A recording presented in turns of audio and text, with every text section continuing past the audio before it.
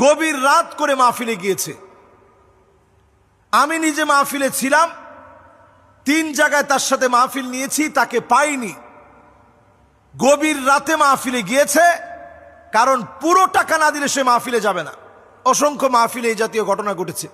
এগুলো আলেমদের জন্য অত্যন্ত অসুন্দর, আলেমদের জন্য অসম্মানজনক, এবং এগুলো দৃষ্টিকটুর। মানুষের কাছে এগুলো প্রকাশিত হলে অসম্মানজনক হবে।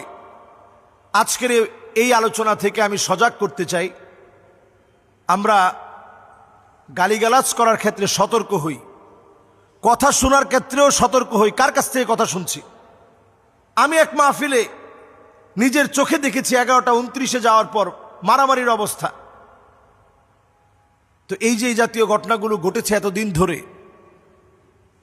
এমন কথাও শুনেছি, আল্লাহু আ'লাম, আল্লাহ ভালো জানেন, যেরকম মানুষের সামনে প্রকাশ করছে, এই বিষয়গুলো যখন প্রকাশিত হবে, জুমার নামাজ যেখানে পড়াতেন ওই এলাকার মানুষ কাপাসিয়াতে, আমি সেখানে 5 বার মাহফিলে গিয়েছি।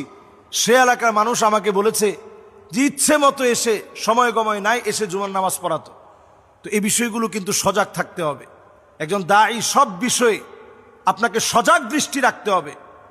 এবং এমন বিষয়গুলো যখন আমরা শুনি আমরা ব্যথিত হই।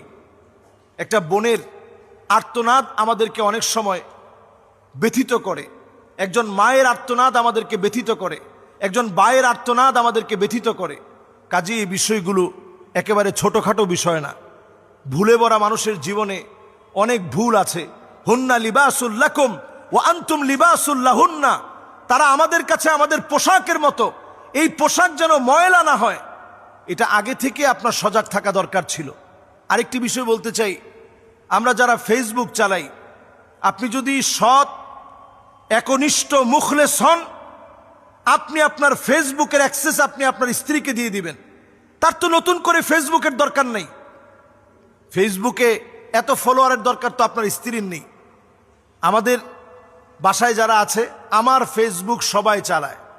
আমার ট্যাব, আমার আইপ্যাড, আমার মোবাইল, সব জায়গায় একটা ফেসবুক লগ ইন করা।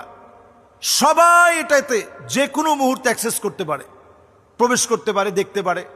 এতে করে আমি নিজেও সন্দেহমুক্ত থাকলাম, বাসার সবাইও সন্দেহমুক্ত, একটু শান্তিতে থাকলো।